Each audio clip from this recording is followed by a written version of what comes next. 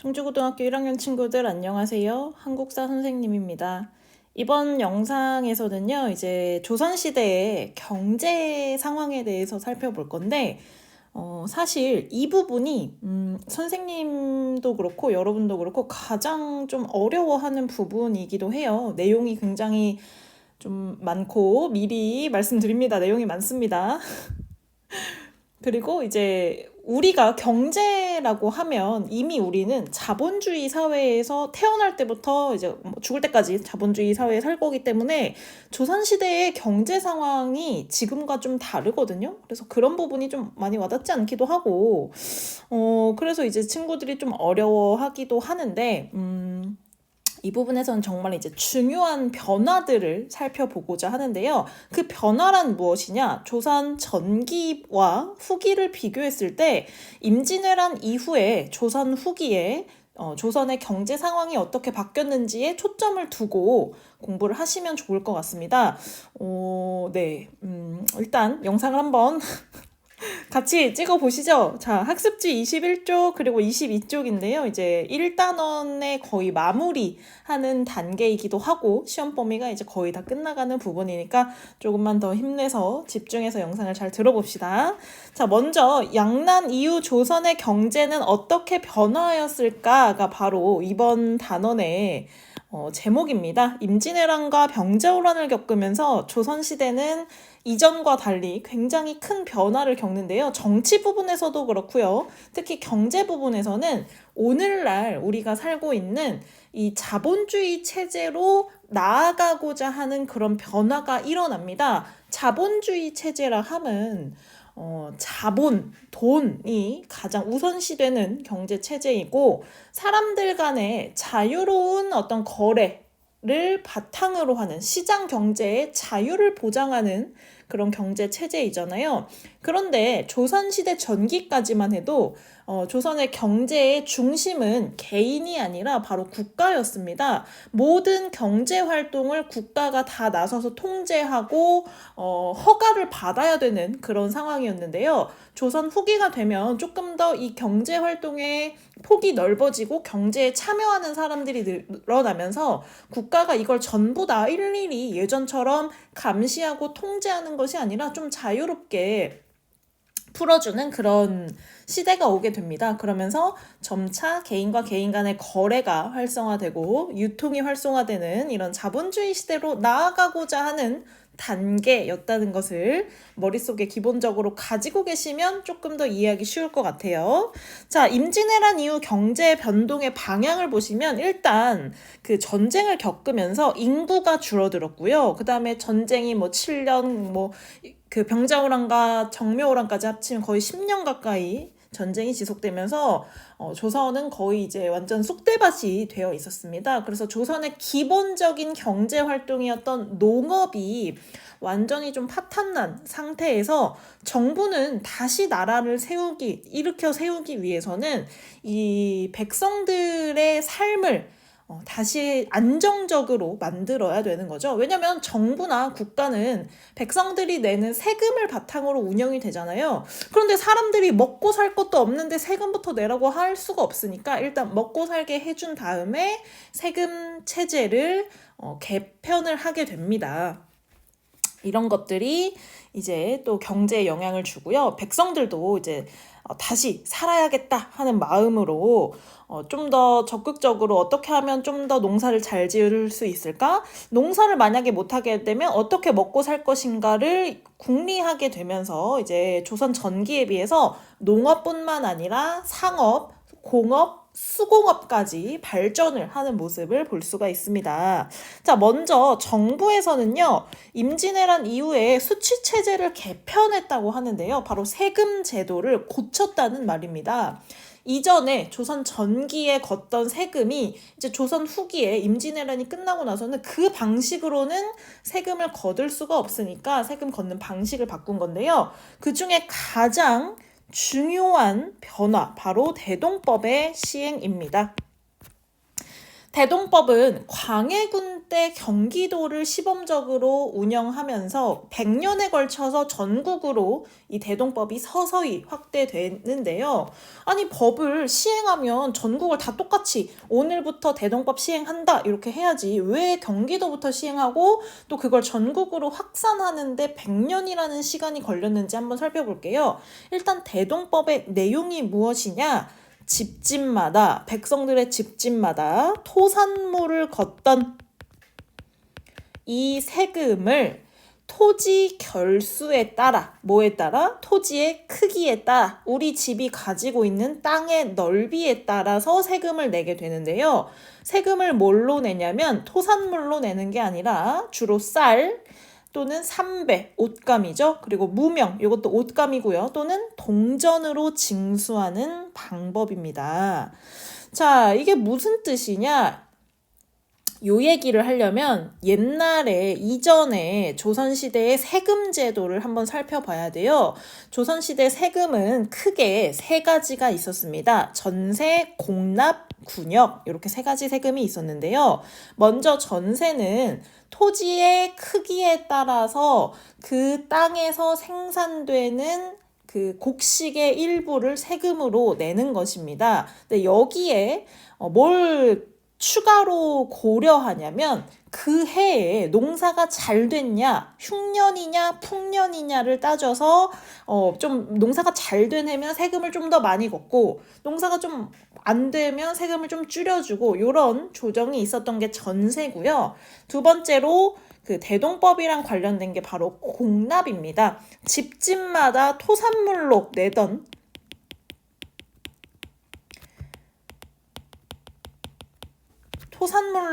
세금인데요. 여기서 말하는 토산물은 그 지역에서 나는 좀 특산물 있죠. 우리가 어디 국내 여행을 가면 그 지역에 유명한 먹거리나 뭐 과일이라던가 생선이라던가 이런 게 있잖아요. 예를 들면 저기 영덕에 가면은 대게가 유명하다더라. 또는 뭐 안동에 가면 사과가 유명하다더라. 이런 거 있잖아요. 그런 걸 이제 토산물이라고 하는데 이걸 중요하게 내는 기준이 뭐냐면 집집마다 냈다는 겁니다. 집집마다. 근데 토산물이 뭐 사과, 뭐 배, 감, 생선 같이 그 좀 쉽게 상하는 식품이다 보니까 이걸 지금처럼 하루 만에 택배로 왔다 갔다 할 수가 없잖아요. 그래서 이제 토산물을 낼 때, 세금으로 낼 때 중간에 가다가 상할 것까지 계산해서 예를 들면 우리 집에서는 사과 한 박스를 세금으로 내는데 중간에 상해버릴 수도 있으니까 애초에 한 박스를 더 보내게 됩니다.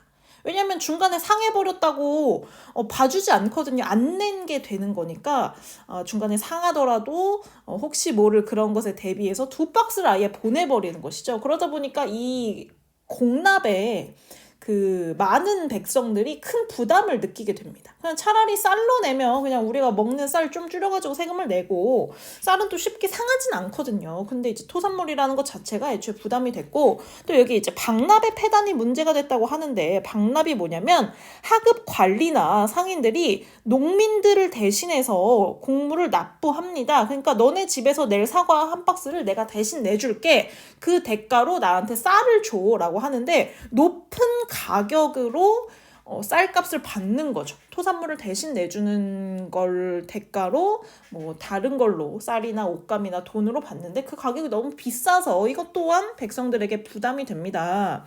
자, 그 다음에 군역. 세 번째로 군역은 뭐냐면 이제 성인 남성들에게 3년에 한 번씩 군대에 가서 훈련을 받을 수 있게 이제 군대 의무를 내는 건데요.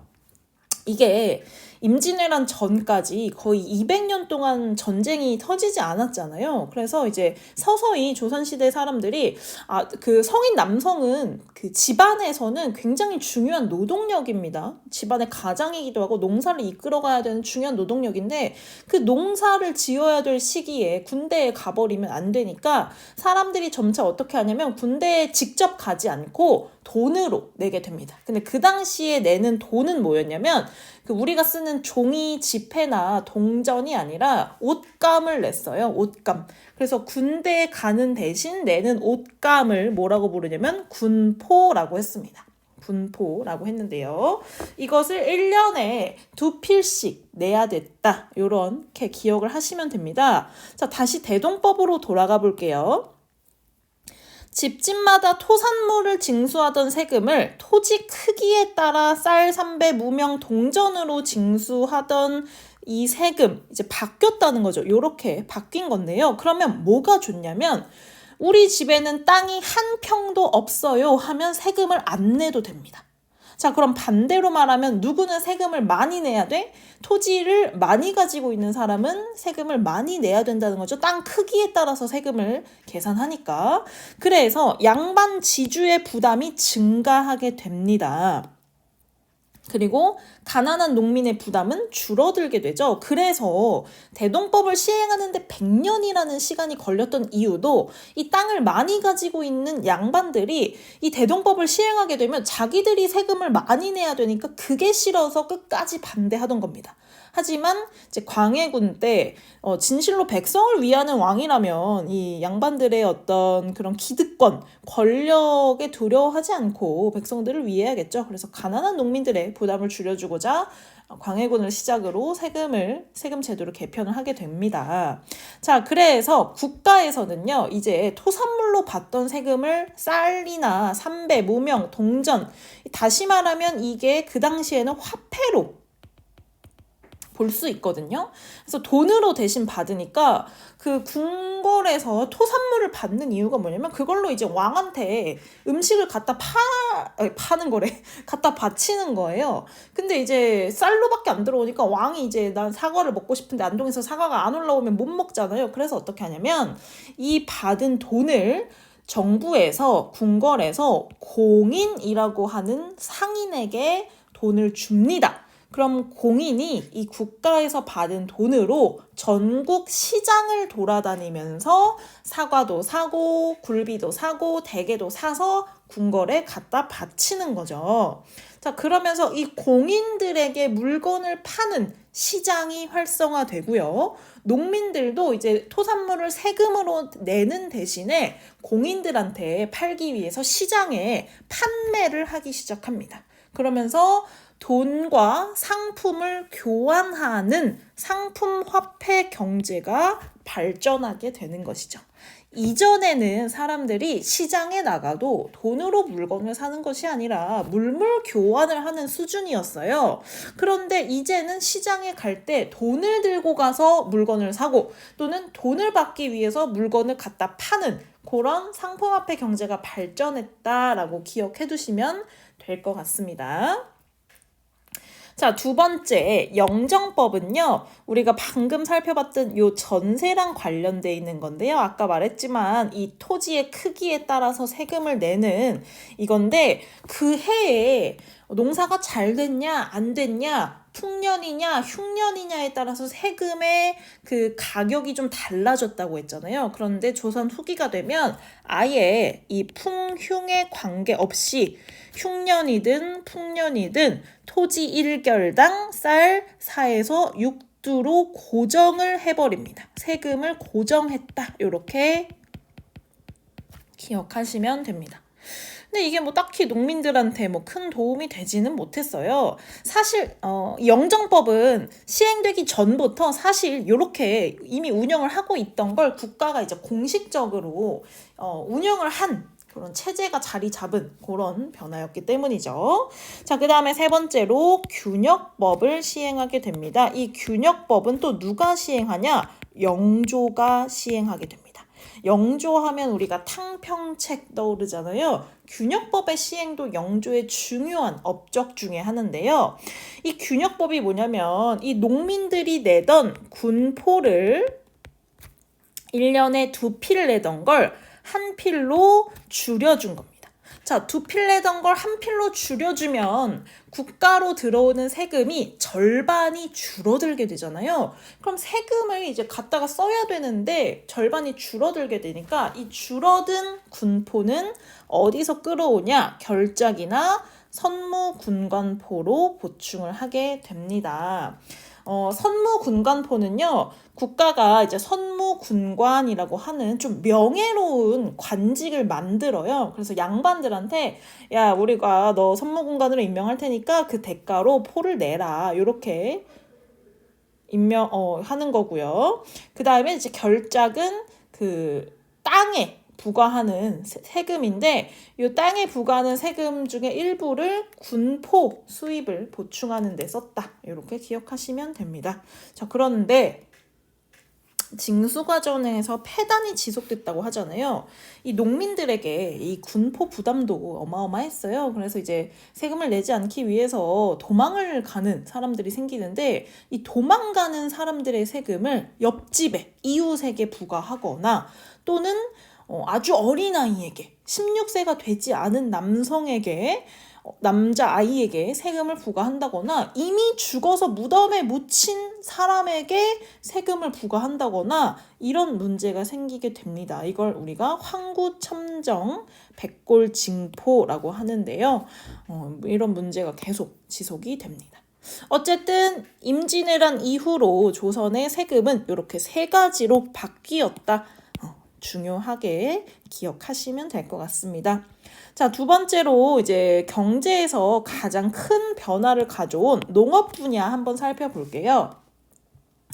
농업 분야에서는요, 일단 임진왜란 이후에 지금 땅이 다 쑥대밭이 되니까 정부에서 나서서 개간을 하면 그 땅에 대해서는 세금을 면제해 주겠다라고 합니다. 개간이 뭐냐면 쓰지 않던 땅이나 황무지를 논이나 밭으로 바꾸는 걸 말해요. 지금 이제 임진왜란 이후에 쓰지 못하는 땅이 너무 많이 생기니까 그걸 다시 밭으로 또는 논으로 이제 바꾸면 정부가 거기에 대해서는 2년 동안 또는 3년 동안 세금을 면제해 주겠다, 이런 혜택을 주는 거죠. 자, 그리고 조선 후기가 되면요, 가장 중요한 변화가 생깁니다. 바로 모내기가 보급됩니다. 모내기가 무엇이냐? 다른 말로 이양법이라고 하는데요. 이양법의 반대라 함은 직파법이 있어요. 직파법이 뭐냐면, 논에 바로 벽실을 뿌리는 거죠.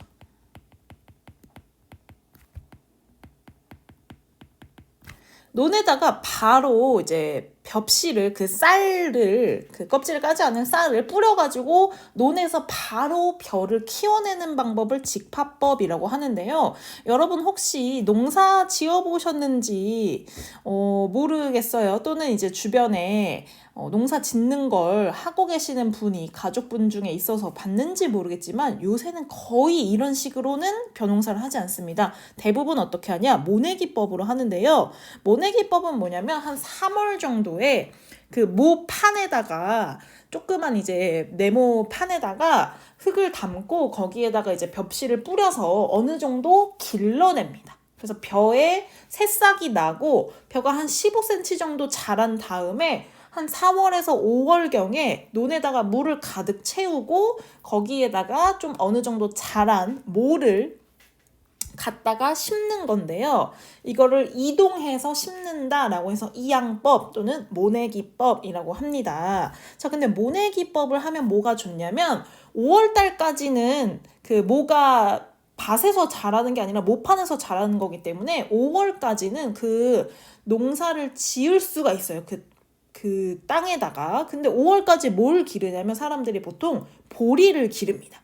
보리를 이제 겨울에 뿌려놨다가 보리가 한 2월, 3월쯤 되면 보리가 이제 성장해가지고 5월이면 추수를 할 수가 있거든. 그러면 보리를 걷고 나서 그 땅에다가 바로 또 모내기를 하면 보리도 얻을 수 있고 쌀도 얻을 수 있게 돼요. 근데 더 좋은 건 뭐냐면, 그 보리는 세금으로 잡히지가 않습니다. 세금으로 내질 않아요. 쌀만 내기 때문에 그 가난한 백성들은 보리를 키우면 그 보리는 다 자기 보리가 되는 거야.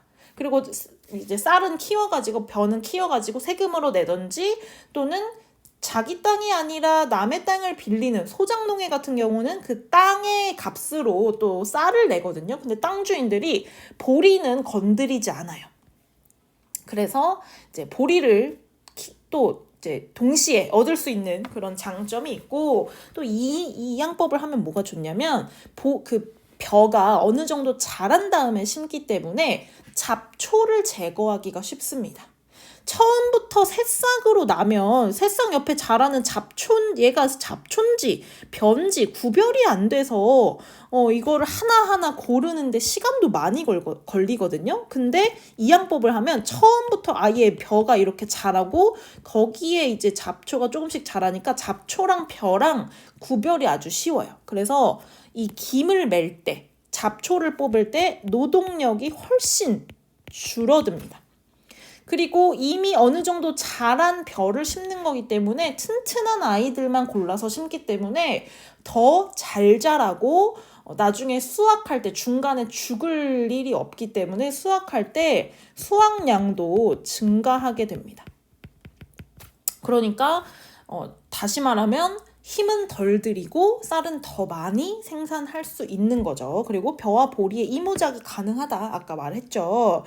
자, 그러니까 어떤 사람들은 노동력이 줄어드니까 이 노동력을 어차피 일할 거 땅의 크기를 좀 더 늘릴 수가 있는 거야. 예를 들면 하루에 한 사람이 그 직파법으로 할 때는 하루에 뭐 한 10평 정도밖에 김매기를 못했는데 이제 모내기를 하고 나면은 똑같은 시간이면은 뭐 하루에 뭐 한 3시간만 하면 되는 거야. 이 뭔 소리야. 다시 말할게. 자, 봐봐.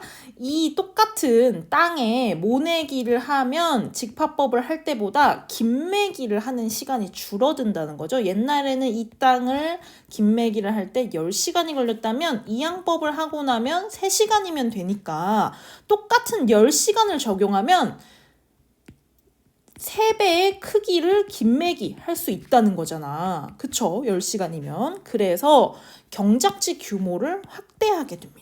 더 넓은 땅을 농사 짓게 되는 건데요. 그러면서 광작이 유행합니다. 광작이 뭐냐면 혼자서 넓은 땅에 농사를 짓는 거예요. 옛날에는 혼자서 농사 지을 수 있는 땅의 크기가 정해져 있기 때문에 뭐 한 사람당 최대 할 수 있는 땅이 그렇게 넓지 않았는데 이제는 노동력이 절감되니까 혼자서도 많은 넓은 땅을 농사 지을 수 있게 되죠. 그러면서 이 모내기법으로 돈을 번 사람들은 땅을 더 많이 사들이게 됩니다. 그러면 더 많은 쌀을 얻게 되죠. 분홍으로 성장하고요. 반대로 옛날에 이제 소작을 해가지고 농사 짓던 사람들은 땅 주인들이 이제 소작을 안 주고 자기들이 직접 또는 노동력을 사서 자기들이 직접 농사를 짓다 보니까 땅을 빼앗기고 이제 농사를 못 짓고 떠돌이 상인이 되거나 임노동자로 전락을 하게 됩니다. 그래서 농민층이 분화되는데요. 이제 빈부격차가 심해졌다고 하는 거죠. 잘 사는 농민들은 더 잘 살고 땅을 빼앗긴 농민들은 더 못 살게 되는 이런 현상이 벌어지고요. 그 다음에 이제 그 조선 후기가 되면 농사를 짓지 않고 그 도시에 모여서 상업을 하는 사람들이 늘어나요. 그러면서 쌀을 이제 옛날에는 모든 사람들이 다 자기가 직접 농사를 지어서 쌀밥을 먹었는데 이제는 그 도시에 사는 사람들은 농사를 짓지 않고 돈으로 쌀을 사게 됩니다. 쌀의 상품화가 진행이 되고요. 그 다음에 이제 사람들이 필요한 그런 작물들 있죠. 뭐 채소라던가 뭐 옷감을 할 때 면화라던가 인삼이라던가 이런 상품 작물을 지어서 파는 사람들이 또 등장을 하게 됩니다. 이제 시장에 내다 팔기 위해서 농사 짓는 사람들이 등장한다는 것이죠. 자, 다음 장으로 넘어가 볼게요. 자, 조선 후기에 이제 수공업의 발달, 광업의 활성화, 상업의 활성화 요 세 가지는요. 묶어서 이야기할 수 있습니다. 바로 관영에서 민영으로 발달했다라고 기억을 하시면 되는데요. 관영이 뭐냐면 관청에서, 나라에서 운영하던 것들을 민영, 개인이 운영하기 시작했다는 뜻입니다. 자, 여기서 한번 볼게요. 민영수공업의 발달 한번 보시면 조선 전기에는 관영수공업 중심이었어요. 관영수공업이 뭐냐면 국가가 수공업을 통제했다는 건데요. 나라에서 장인을 등록하는 제도를 만듭니다. 수공업 제품을 만들려면 장인으로 등록을 먼저 하고 어디 관청에 소속을 시켜서 관수품을 생산하게 했어요. 그래서 이 사람들이 만든 모든 수공업 제품 있죠. 뭐 농기구부터 해서 뭐 옷감, 바구니 이런 게 다 관청으로 들어갑니다.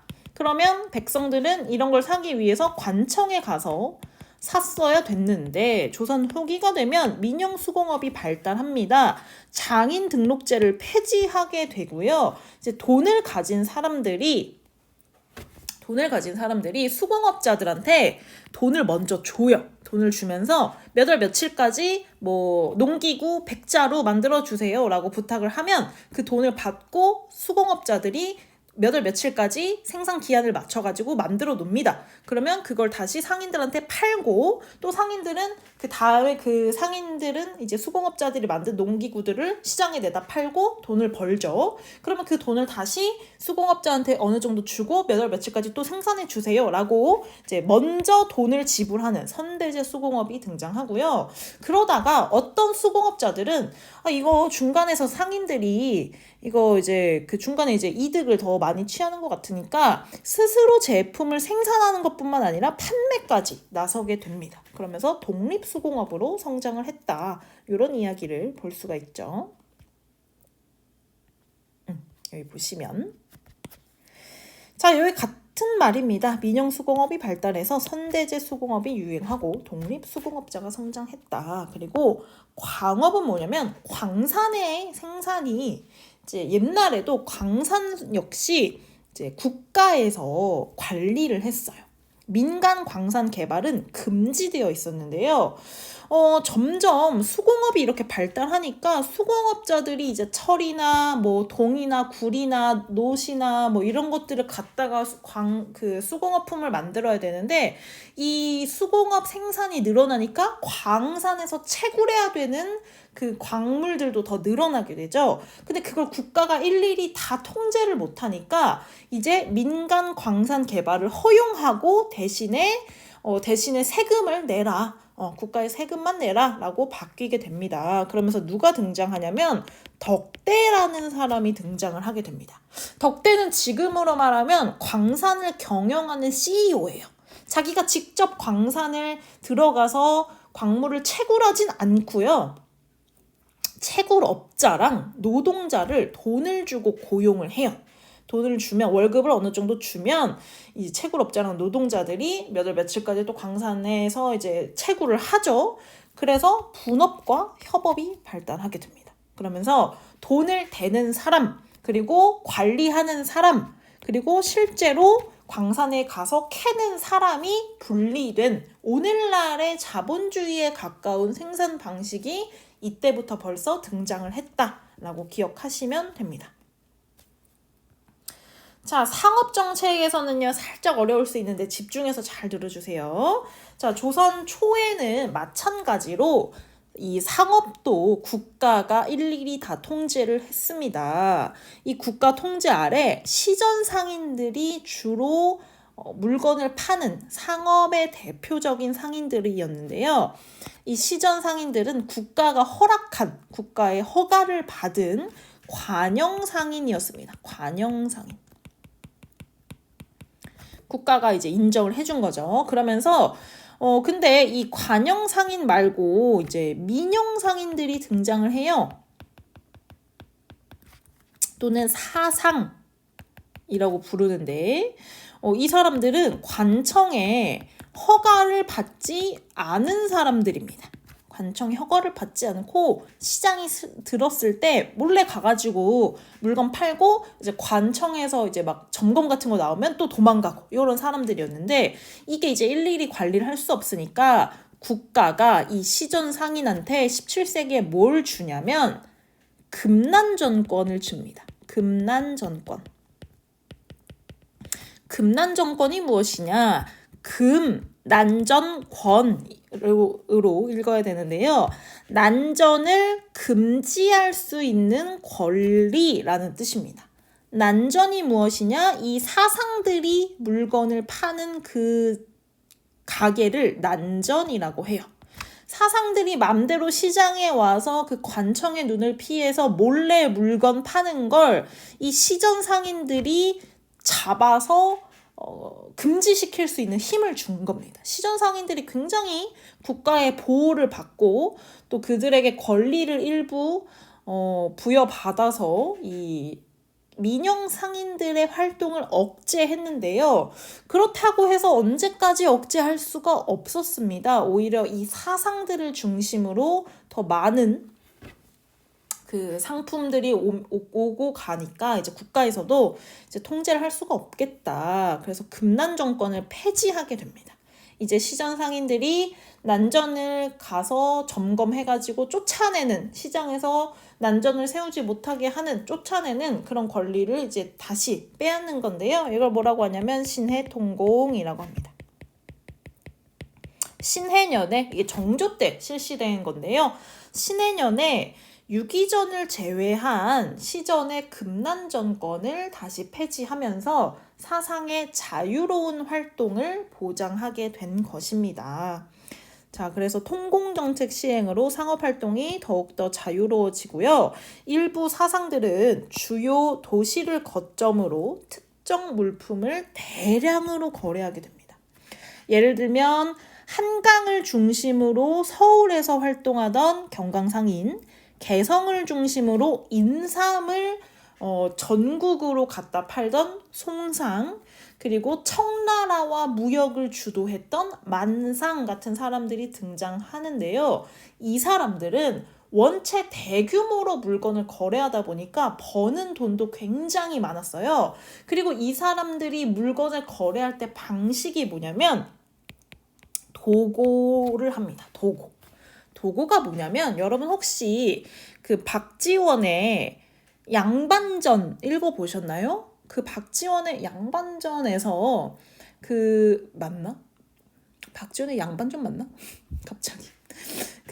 이제 양반이 물건을 갖다가 팔기 위해서 이제 그 마을에 돈 잘 버는 그 양반 아닌데 양반 신분 산 사람한테 돈을 빌려가지고 시장에 가서 과일을 싹 사들이잖아요. 그때는 과일 값이 쌀 때니까 과일을 싸게 그 시장에 있는 모든 과일을 다 독점합니다.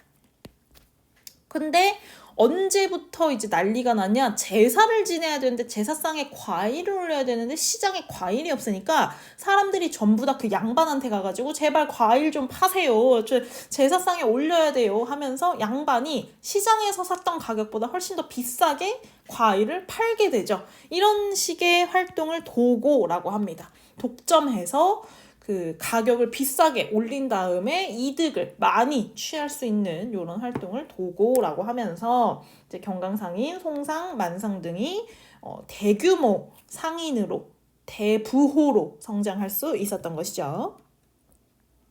자, 그러면서 이제 유통경제가 활성화되는데요. 일단 대외무역이 활성화됩니다. 옛날에는 국가에서 하던 개시무역만 있었는데 나중에는 민간인들 사이에 이제 뭐 청나라나 일본으로 왔다 갔다 하는 무역이 증가하게 됩니다. 그런 걸 이제 후시무역이라고 하고요. 또 이제 옛날에는 시장에 갈 때 쌀이나 뭐 채소나 이런 물물 교환을 했다면 이제는 시장에 갈 때 뭘 들고 갑니까? 상평통보를 들고 갑니다. 이런 화폐가 전국적으로 유통되면서 이제 시장이 돈으로 굴러가는 이런 유통경제가 활성화되었다라고 기억하시면 될 것 같네요. 자, 오늘 내용 조금 어려웠지만 천천히 살펴보면 이해가 될 거예요. 선생님이 짚어준 포인트 2가지 있었습니다. 일단 세금 제도가 변화했고 그 다음에 농업에서는 모내기법이 보급되면서 변화가 찾아왔고, 그리고 상업, 광업, 수공업에서는 관영에서 민영으로 변한 게 가장 큰 핵심 포인트다. 요거에 초점을 맞춰서 공부를 하시기 바랍니다. 자, 다음 영상이 이제 중간고사 마지막 영상일 것 같은데요. 오늘 고생하셨고요. 다음 영상에서 만나겠습니다.